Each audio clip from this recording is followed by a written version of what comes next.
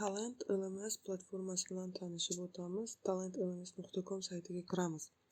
Bu yerda dastlab ro'yxatdan o'tish lozim.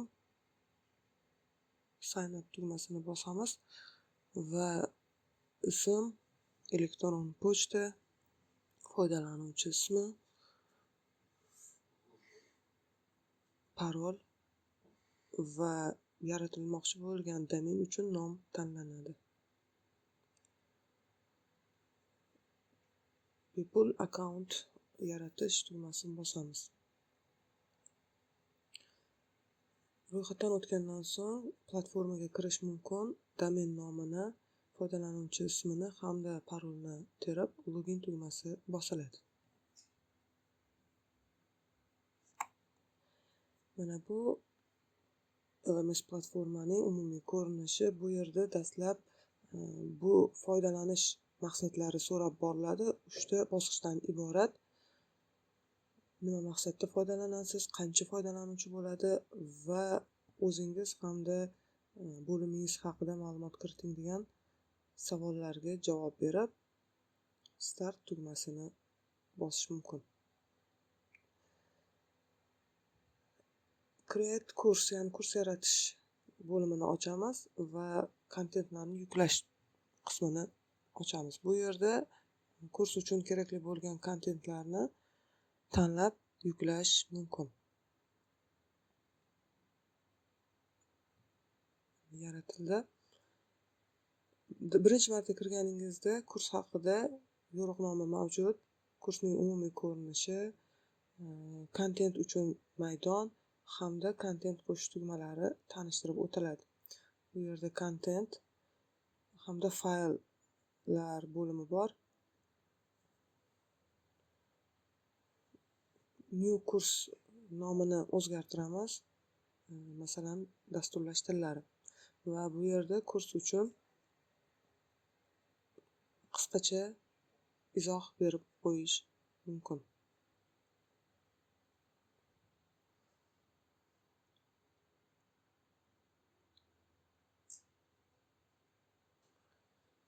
Foydalanuvchilar, fayllar va kurs sozlamalari.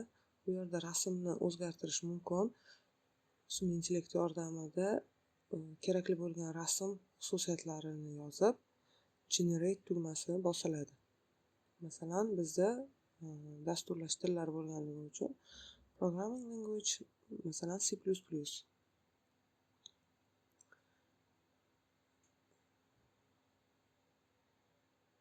Mana rasm o'zgardi.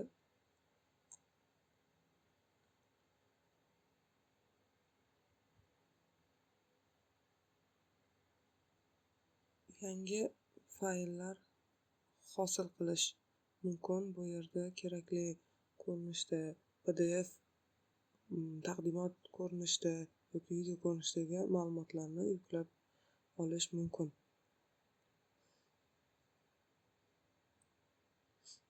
Kurs sozlamalaridan turli sahifa dizaynlarini o'zgartirish mumkin va yaratilgan kontentni ham nomini o'zgartirib qo'yish imkoniyati bor.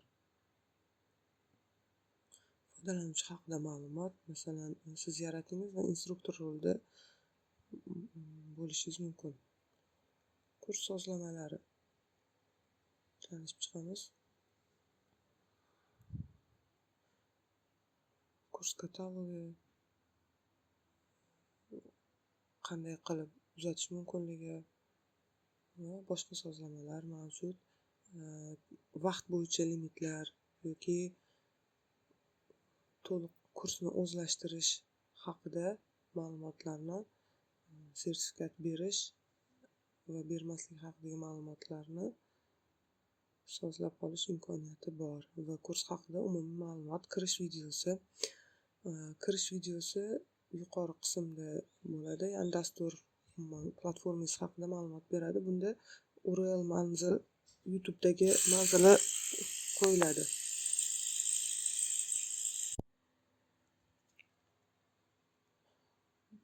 Yaratilgan kontentlarni aktivlashtirib qo'yish lozim. Chunki birinchi yaratganimizda u faol bo'lmagan holatda bo'ladi. sertifikatni tahrirlash oynasi.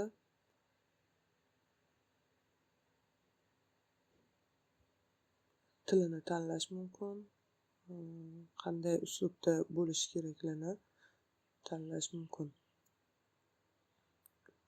Kurs qachon yakunlanadi? Barcha bo'limlar tugagandan keyin yakunlanadi.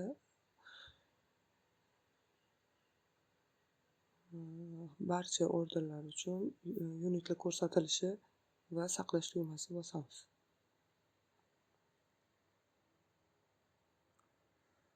Kirish videosi shu ko'rinishda namoyon bo'ladi.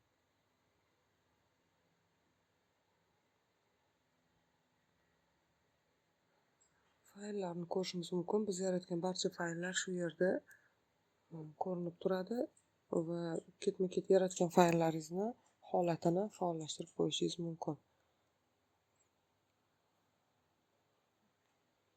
Belgilangan fayllarni upload tugmasi yordamida yuklab olish mumkin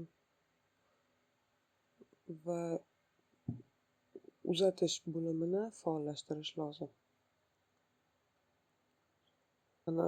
Taqdimotni ochib ko'rish mumkin.